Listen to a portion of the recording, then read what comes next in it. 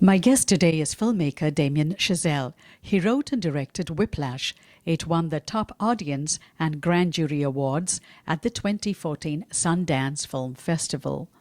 Both the awards were in the dramatic film category. In Whiplash, Chazelle shows you the hard work and ambition that goes into making music. The story is about an ambitious 19-year-old drummer called Andrew Neiman, played by Miles Teller, and his instructor, Terence Fletcher, played by J.K. Simmons.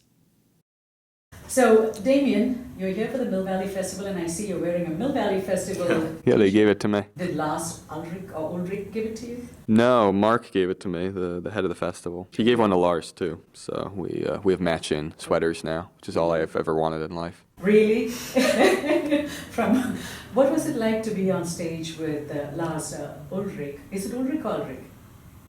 I think either. I mean, it was amazing. I was a drummer myself, so I've been a fan of his forever. And I don't know, I first met him at Sundance earlier this year, and that was just such a kick. When I'd heard he'd even seen the movie, it was just so I had to pinch myself. So it was really getting to actually like do a Q&A with him and talk with him and hang out with him afterwards. He's just the nicest person ever, and it's just so fun talking about the movie with him, talking about drumming with him, talking about jazz with him. He grew up, Dexter Gordon's his godfather. He grew up like very much in deep in the jazz world, and so it was just a blast. Why a movie on drumming, and why such an intense movie that people have called it Full Metal Jacket of Juliet? I mean, it was kind of what it felt like to me as a drummer. It felt like a kind of daily terror being a drummer. I had a teacher who really pushed me very hard, and it was a very kind of cutthroat sort of climate, and there was a lot of sort of exhilaration and joy that came out of it. But and I became a better drummer as a result, actually. But I do remember feeling that kind of fear every day, and so I wanted to make a movie about that. I wanted to make a movie about music that felt as intense as a war movie. And that's what you've described. You said it's like a Western, it's like a war movie where the drum is in lieu of a weapon or a gun. Yeah, exactly, yeah. And you show the same things that happen unfold in a Western movie. People get killed, there's bloodied hands, bloodied legs and everything. And that's what happens in this movie. Does it really happen in the drumming world? People have bloodied hands and bruised egos? Sure, yeah, definitely bruised egos, and my hands bled a lot. I mean, it depends what kind of drummer you are. It depends what kind of technique you have. I was thin-skinned both emotionally and physically, so my hands bled, and but I remember the pain. I remember the kind of physicality of it, the exhaustion of it, just things that I hadn't seen in a music movie before. So I wanted to really rub the audience's face in that side of the world. So it's like everything has two sides. We, the audience, we get to see the beautiful side of it. We get to listen to beautiful music, but at the back end, what you show is the blood, sweat, and tears. How did you choose A.J. Simmons? Because I remember him from the movie The Music Never Stopped. Oh, I love that movie, yeah. Yeah, where he plays this very, music-loving, very mellow kind of a guy in some ways. Here he is, he gives a run for the money for the guy in Full Metal Jacket. Yeah. Did you ask him to be that whip thin? He's so austere looking, No, I mean, physically, all the stuff, it was JK's idea. It was just to the whole physical apparatus of the character. I'd written sort of the words on the page, but he came up with the wardrobe. He came up with I really kind of gave him the reins to really create this character from the ground up, and it was just fun to let him play. He's such a great actor, and but hasn't been given a role this big that many times. So he really ran with it, and he just bit into it, and that's what's fun for me, is being able to I wanted to, with this movie, have roles where actors could really bite into them and really play. So you have very powerful emotions. When you made the movie, you wanted to make a powerful film. Everything about the movie and the way you made it is intense. Mm-hmm. You made it in 19 days, and you shot all these scenes, and you wanted to maintain a certain cadence and rhythm, which we, the audience, and you got us hooked. right from the start. That was your intention. You had a very clear vision in making the movie, is that right? Yeah, I mean, at least it sort of helped that it all revolved around one emotion, which was fear. So I think it helps. A movie like this benefits from, in terms of how we made it. It certainly benefited from being very focused and having a real consensus on what kind of movie we were making. And so there was never any doubt from the script through the storyboards, through what we were doing on set into the cutting room. There was never any doubt as to what kind of emotion we were trying to capture. Did you know that he was a music major? No, not until I first met with him. We sat down and had lunch after he read the script, and then I learned all about him. And I knew his film work really well, but I did not know how he had actually gotten into acting. And he got into it through music. He went to school for singing and composing and conducting, and that led to musical theater, and that led to to non-musical theater, and that got him into film. But that whole trajectory I didn't know at all. But it was great. He knew how to conduct. He knew this whole world already. He came to the movie with his own experiences. And why did you choose a big band background rather than, say a quintet or a quartet or a smaller ensemble? Why did you choose that big band as a background? Well, small ensembles don't have conductors, so this was about the relationship between a musician and a conductor. And big bands, it was the kind of music I played when I was playing drums, and to me, it's a very paradoxical kind of music because, on the one hand, it's jazz. It is jazz, so improvisation is a big part of it. But because you're in the context of a big band, there is a lot that's borrowed from the classical world. There's a precision and an emphasis on technique and an emphasis on everyone being together that is very important. And a lot of later big band stuff, 60s and 70s big band stuff, is really complex, really sort of, if you look at the sheet music for it, it's as dense as any classical music, sheet music. And so that's, in a way, that kind of seems to contradict the looseness that we think of when we think of jazz sometimes. So I kind of liked that paradox. Yeah, that was the amazing part, how complicated that sheet music looked and how demanding he was. Did it happen to you in real life between the alternate and the core drummer? Did you go through that experience? Oh, yeah, all of that. I started as an alternate and then kind of worked my way up to core and then got demoted because a new guy came in and then, got put back into core. And it was this constant, the conductor there were always about 3 drummers or so, and he would just work through the drummers for hours, just, not my tempo, not my tempo, not my tempo, just over and over again, like a broken record. It was, you never forget those things. So this is a story that you wrote? Yeah. And it was in the blacklist? Yep. And then you got the money from Jason Reitman and others to make the movie? Yeah, I mean, they produced it and they found the money for the movie, yeah. Okay. So when you wrote the script, did you write it in one fell swoop, or did you go through a lot of iterations, just like the jazz drummer does, to get the precision? Because the dialogue is very powerful, and even the references are very powerful. You only have 2 or 3. You have Charlie Parker, Buddy Rich. 2 songs. You have Whiplash And Caravan. and Caravan. Yeah, it was about trying to hone it into, to just make, there's so much stuff to say about jazz and about drumming and about art in general that I, wanted to kind of pack into this movie. But at the end of the day, the first draft of the script was probably like 130 pages or something, and then it was about really honing it down, really sort of figuring out what the heart of it was. That the heart of it was about these two people, their relationship, and what the music means to them. And so it became about, shedding pages and tightening and figuring out what the heart of it was and getting down to, about 90 or 100 pages, which is what we shot, and then we cut it even further in the editing room. But it was definitely a process of winnowing down to the core. Did you see Full Metal Jacket before you went to make this film? Oh yeah, I mean I've seen it a million times. I saw it for the first time when I was a drummer myself in band, and it was the first time I saw a movie that actually seemed to correspond to what it felt like to me to be a drummer. Okay, but before the making of the movie, did you sit down and watch any movies just to get ideas, inspiration? We all do that. Yeah. No, I mean I love operating that way. I love sort of making movies as a movie fan myself, so just putting all my favorite things in them. So, I mean, I watched everything that Miles and J.K. had done, and Paul Reiser, Melissa Benoist, and all the actors. And then I also watched just a whole range of stuff. I mean, I watched a lot of Scorsese, a lot of Friedkin, a lot of De Palma, Full Metal Jacket, just a lot of gangster movies, war movies, thrillers, just a lot of stuff that seemed to fit the emotional fabric of what I was going for. How much time did you spend dwelling on the composition of the first 5 minutes of the film? Because it starts out very tentative. There's tentative drumming as somebody is practicing, and then you see this kid sitting there, Miles, and he's playing, and then you see J.K. Simmons walk in, and then the dialogue is kind of, man, it was brutal, to say the least. It was, I mean, it was certainly written that way. It was that scene was always kind of how we began the script, and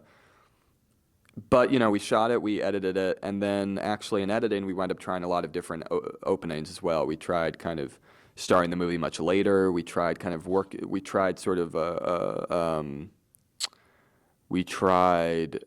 switching certain scenes around. So there was a lot of, it was interesting. There was a lot of playing around to ultimately come back to the same spot. But I think you kind of need that in editing. You need to sort of try different avenues and then sort of realize, even if you wind up back in square one, you kind of know why you're back in square one in a way. And so I think it's part of the process. So yeah, but it's definitely a process. What kind of a director are you? Are you very controlling, or do you give flexibility to your actors? I mean, I like to give them flexibility. I mean, at the end of the day, that's what you hire them for. You don't hire them to be you know, circus monkeys. You hire them to actually to hopefully make what you've done better. You know, so I try to kind of, you know, I think as a director, you try to create an environment where they can do their best work. Certainly in my mind, I'm not a Fletcher. I don't believe that environment involves hostility and fear, and I try to make it a fun environment. But with this movie, it was tough. We had so little time, and we were really kind of running and gunning, so there was such an intensity on set, but in a way that kind of bleeds into the movie. I mean, a lot of the exhaustion you see in Miles in this movie was actual exhaustion. You know, there's some of that stuff that you can't act.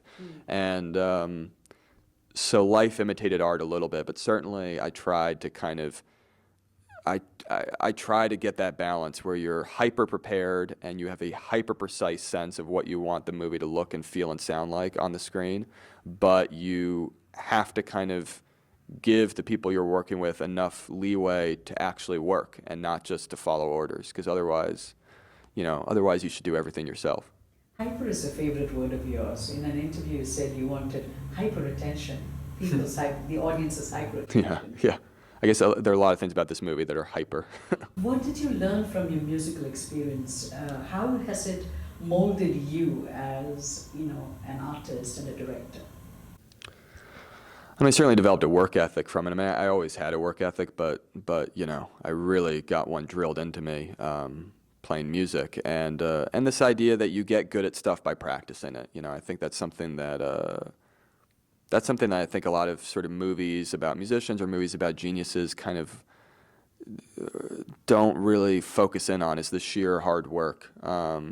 I wanted to make a movie here where this kid's not a genius at the outset, and he's not necessarily going to be a great musician at the outset, and we just see him really put in the work. And you know, whether it pays off or not, that's really kind of up for us to decide, because certainly there's a cost involved. But it's I think it's important to show work. You know, that I think that's something that that movies don't always show.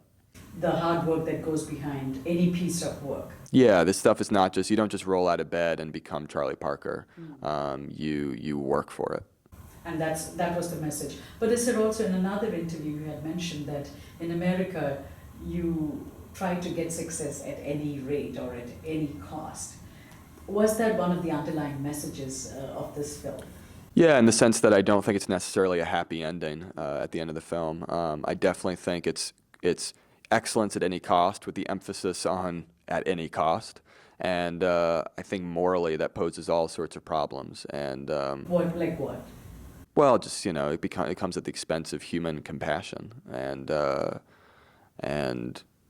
we talk about the things that make us human, and, you know, art is certainly one of the things that make us human, but I think compassion is as well. And so they should ideally go together. I think art is a vehicle for compassion. So Fletcher's methods, I think, miss the point to an extent, but they sometimes work in a limited context. And so that, to me, was the dilemma, was, are we willing to put up with the ugliness in order to achieve that fleeting moment of beauty?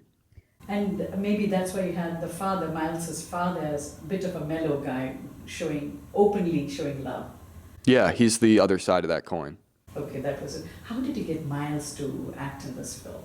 I mean, I was lucky. I've loved him since Rabbit Hole, his first movie, and I tried to. So we gave him the script. You know, he was pretty exhausted actually from having done a bunch of movies back to back before. So there was some discussion about whether he actually could whether he was up to whether he felt up to giving his all for a movie like this. This is definitely not a movie that you casually do. This was a movie that was going to take a big toll on him. So, and he knew that. So he thought about it. He signed on, and then we just started training him intensively on the drums. Have you ever found a compassionate music teacher who's been able to instill that same level of discipline and rigor? The opposite of Fletcher.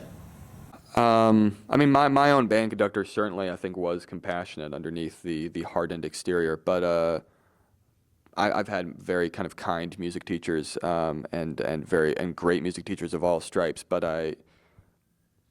no, I mean, there's only one kind of experience I've had where you literally kind of, you could hear a pin drop when the person walked into the room and you just were on edge. And I think for some people that really helps you. I think for me, it made me a better drummer. For other people, it is the opposite. It discourages you. I think each person responds differently to that kind of environment. But it's an environment that exists and that I wanted to definitely put under the microscope.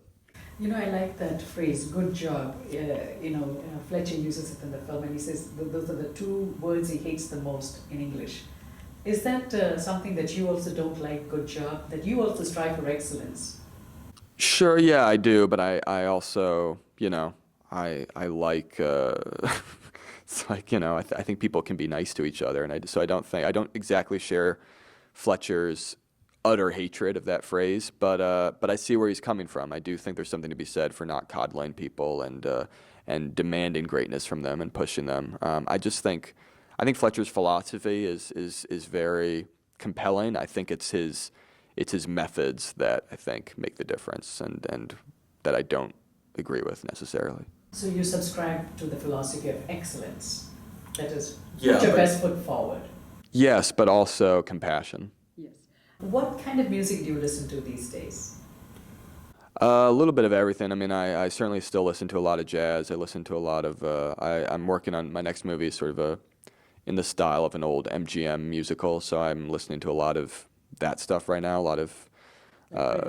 Yeah, exactly. A lot of Gershwin and Bernstein and The Great American Songbook. a lot of the Great American Songbook, and then also French New Jacques Demy and Michel Legrand, and a lot of the great French scores of the '60s. So, in a sense, all that stuff definitely has one foot in jazz as well. But that's a musical landscape I love. But it's a little bit, certainly a little bit of everything. I love good old fashioned rock and roll too. So I mean, I'm not exclusive. What can you tell us about your next movie? Yeah, I mean, it's with Miles. We're shooting it in the spring in LA, and it's a musical. It's a love story set in LA about two kids trying to make it and trying to kind of balance life and art. Certainly a little bit of West Side Story, a little bit of Singing in the Rain, a little bit of A Star Is Born, a little bit of The Umbrellas of Cherbourg. I mean, those are some of the comps that we've talked about. But it's an original musical but a full-fledged song and dance musical, and so I'm excited to show another side of Miles. Is there going to be any Bollywood inspiration there? Well, I mean, you can't help when you do a musical these days for there to be some of that. I think, I mean, certainly the key inspiration are those smaller Hollywood sort of '50s musicals, and smaller is the wrong word, but the kind of the sheer spontaneity you get from a Gene Kelly number, from a Fred Astaire number. There's something really sort of deceptively simple and beautiful about those numbers. So I'm trying to do that, less like a sort of Broadway adaptation style thing, and more like more of a sort of spontaneous, again, kind of jazz inflected musical. Are you ever going to move away from music? I think so. Yeah, I think I'll be musicaled out for a little bit after this next one, but we'll see. Thank you so much. Thank you.